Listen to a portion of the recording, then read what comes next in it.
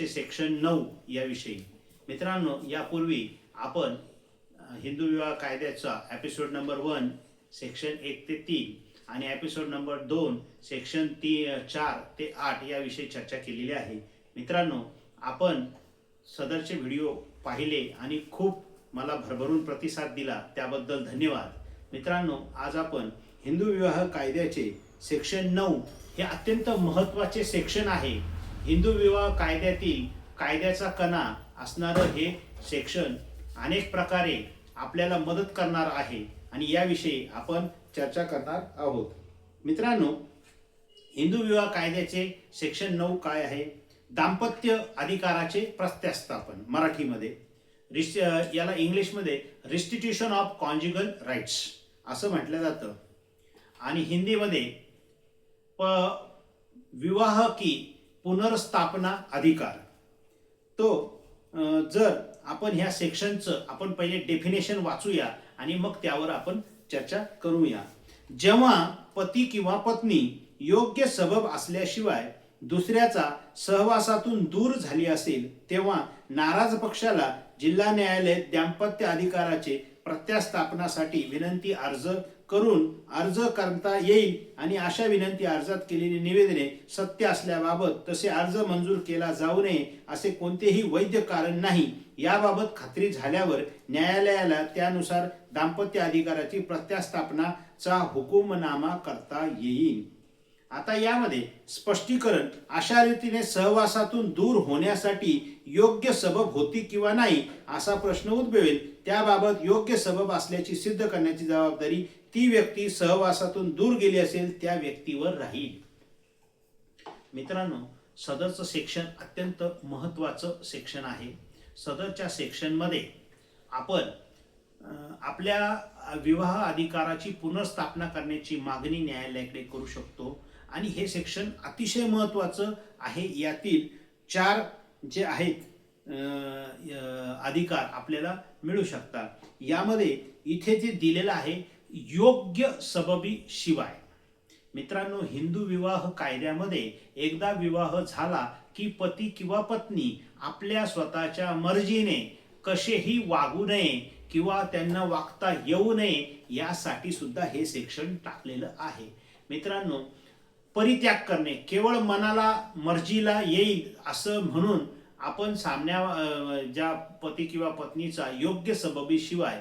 आता योग्य सबब या खाली काय आहे तर सेक्शन 13चा 1 आणि 13चा 2 यामध्ये काही कृत्य दिलेली आहे. जी कृत्य जर घडली तर सबब आहे असं मान्य करून जो त्याचा सहवास टाळलेला आहे तो सुद्धा योग्य आणि मान्य केला जातो. मात्र तसा कोणताही जर घटना घडलेली नसेल, केवळ मन मानेल ह्या पद्धतीने जर समोरच्या व्यक्तीने पती किंवा पत्नीचा सहवास टाळला, सोडला आणि त्याचा परित्याग केला तर मात्र या सेक्शन खाली अर्ज करता येतो. मित्रांनो, हे सेक्शन महत्त्वाचं का आहे? हे सेक्शन अतिशय महत्त्वाचं सेक्शन आहे. मित्रांनो, पती पत्नीमध्ये भांडण होणे ही एक आम बात आहे, ही एक घरोघरी चालणारी बात आहे. मात्र यामध्ये किरकोळ भांडण हे सर्वसामान्य व सर्व स्वीकृत असं आहे. मात्र काही जे भांडण आहेत की जसे ते हिंसाचार या व्याख्येत येत असतील तर त्या हिंसाचार घडल्यावर केलेला परित्याग हा योग्य परित्याग या मार्गाखाली येतो, या अपेक्षेखाली किंवा संज्ञेखाली येतो. मग आता आपण रिस्टिट्यूशन ऑफ कॉन्ज्युगल राईट्स हा कोणाकोणाला अधिकार आहे? जर पत्नी योग्य कारणाशिवाय माहेरी जाऊन राहिली आणि पतीने तिला अनेक वेळा मनवायचा प्रयत्न केला, माहेरी जाऊन मनवायचा प्रयत्न केला, तिला आणण्यासाठी गेला, पण तिने केवळ माहेरच्यांच्या प्रेमापोटी किंवा इतर कारणाने पतीबरोबर येण्यास नकार दिला आणि 1 वर्षापेक्षा जास्त कालावधी जर ती पत्नी माहेरी राहिली तर पतीला ह्या कलमाखाली, ह्या सेक्शन खाली विवाह पुनर्स्थापन करण्याचा अधिकार मागता येतो. कोर्टात तशी दाद मागता येते.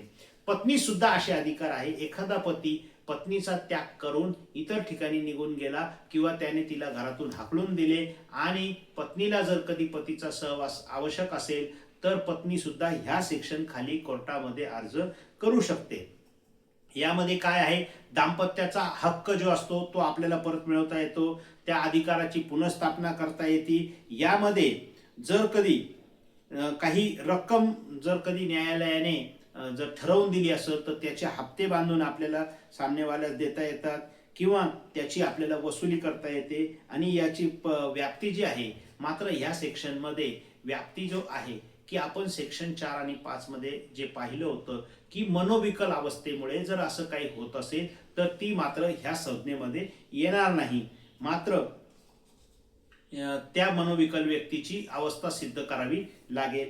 पोटगीचा हक्क प्राप्त होतो यात जर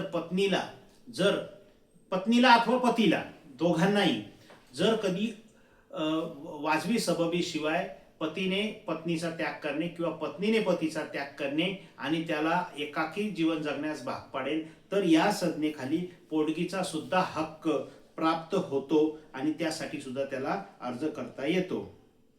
त्यानंतर हे प्रकरण कुठे चालवायचं याविषयी एक स्पष्ट तरतूद आहे, ती 19(1) मध्ये आपण बघणार आहोत. मात्र आता याची आपण आणखीन समाजात आज घडणाऱ्या घटनांशी किंवा आज घडणाऱ्या समाजातील एका महत्त्वाच्या प्रश्नाशी हा संबंधित सेक्शन कसा आहे ते आपण बघूया. मित्रांनो, बऱ्याच वेळेला आपण आज आजूबाजूला बघतो की 498A म्हणजे हुंडा प्रतिबंधक कायदा या संज्ञेखाली अनेक वेळेला खोट्या केसेस केल्या जातात. मित्रांनो, सर्वच केसेस खोट्या आहेत असं आमचं म्हणणं नाही. आम्ही कुठेही अशा खोट्या केसेसच्या किंवा कोणाच्या अधिकारावर बाधा आणत नाही. मात्र केवळ मनमार्जीपणाने माहेरी जाऊन राहणे आणि नंतर पतीला बदनाम करणे किंवा पती आपल्याला घटस्फोट देईल त्याला विवश करता यावे म्हणून खोट्या प्रकारच्या केसेस दाखल करण्याची एक प्रथा किंवा एक पद्धत चालू झालेली आहे. यावर माननीय सुप्रीम कोर्ट, माननीय हायकोर्ट यांनी सुद्धा अनेक वेळेला तोषरे ओढलेले आहेत, नाराजगी दाखविलेली आहे की ही एक बॅड प्रॅक्टिस, ही एक कायद्याच्या विरुद्ध बदला घेण्याची वृत्ती म्हणून चालू झालेला आहे. तर अशा वेळेला अशा खोट्या केसेस पासून बचावासाठी हे जे सेक्शन आहे हे अतिशय महत्त्वाचं सेक्शन आहे. मित्रांनो, असं काही घडत असताना जो व्यक्ती निर्दोष आहे, ज्या व्यक्तीला आपल्या पत्नीचा किंवा पतीचा त्याग करायचा नाहीये पण त्याला केवळ दुर्भावनेने खोट्या केसेसमध्ये अडकवलेला जात असेल तर आपण ह्या सेक्शन खाली कोर्टात दाद मागून ह्या सेक्शनची जर कधी कॉपी आपण पोलीस स्टेशन अथवा इतर ठिकाणी दिली तर त्या केसेस, ज्या खोट्या केसेस आहेत त्या कमजोर होतात आणि त्यामध्ये आपल्याला अनावश्यकरित्या शिक्षा होण्यापासून वाचता येतं. हा काही वाचण्याचा अधिकार नाही पण मात्र ह्या सेक्शनचा आपल्याला अतिशय मोठा फायदा होऊ शकतो. आता या सेक्शनची जी खरी कमाल आहे त्यामध्ये मात्र जो पती किंवा पत्नी यांनी किमान 1 वर्ष तरी एकमेकांपासून विदाऊट सबबीने वेगळं राहणं आवश्यक आहे, ही त्याची नंबर 1 अट आहे. नंबर 2, योग्य ते प्रयत्न केले असल्याचे अर्जदारावर बंधन आहे. कारण प्रयत्न केल्याशिवाय आपण हा अर्ज दाखल करायला गेलो तर तो दाखल करून घेतला जात नाही किंवा घेतला तरी तो रद्दबातल होतो आणि त्यामुळे पुराव्यात तो अडकवतो. तर आपण ज्या वेळेला योग्य ते प्रयत्न करतो त्या योग्य त्या प्रयत्नाची व्यवस्थित व्याख्या आपल्याला त्या अर्जात करणे गरजेचे आहे. मग असा अर्ज करताना काय काय आपल्याला मदत पाहिजे, काय आपल्याला काळजी घ्यावी लागेल किंवा कशामुळे जर खोट्या केसेस आपल्या भोवती होत असतील तर त्यामध्ये ह्या अर्जाचा कसा फायदा होईल यासाठी जर आपल्याला मार्गदर्शन पाहिजे असेल तर आपण ह्या व्हॉट्सअपवर मला मेसेज करू शकता आणि मग त्यात प्रत्येक केस टू केस हिस्ट्री वेगळी असेल तर त्यात मार्गदर्शनही वेगळं असेल, त्यावेळेला मी तुम्हाला मार्गदर्शन करू शकेल. यासाठी आपण ह्या सेक्शनचा अभ्यास करावा. आपण जर कायद्याचे स्टुडंट असाल, नवोदित वकील असाल आणि आपल्याकडे अशा काही केसेस येत असतील तर आपण ह्या सेक्शनचा बारीक अभ्यास करू शकतो. मित्रांनो, हिंदू विवाह कायदा हा केवळ 29-30 कलमाचा असला तरी त्यात खूप मोठी व्याप्ती आहे.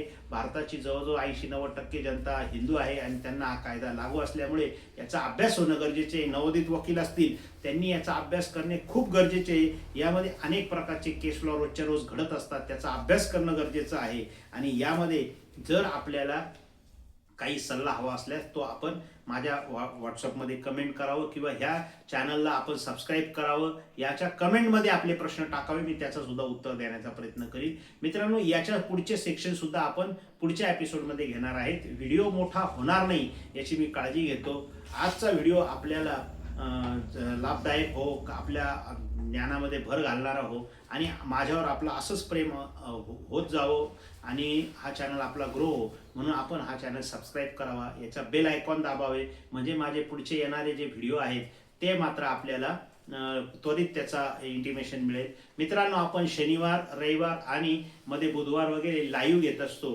तर संध्याकाळी मोस्ट ऑफ 7 ते 9 किंवा 9 वाजता आपण लाईव्ह होत असतो. तर आपण जर सबस्क्राईब केलेलं असेल तर आपल्याला लाईव्हवर सुद्धा माझ्या येता येईल आणि आपल्या जर काही प्रश्नाची उत्तरं मी लाईव्हवर पण द्यायचा प्रयत्न करेल. त्यामुळे हा चॅनल आपण सबस्क्राईब करावा ही नम्र विनंती. आजचं हे सेक्शन यामध्ये खूप काही आहेत, खूप केसेस आहेत, पण त्यासाठी आपण वेगळा एक हे करू, वेगळा व्हिडिओ करू आणि वेगळा व्हिडिओ करून आपण त्यावर मार्गदर्शन करू. हा व्हिडिओ इथेच थांबवतो. जय हिंद, जय महाराष्ट्र, नमस्ते.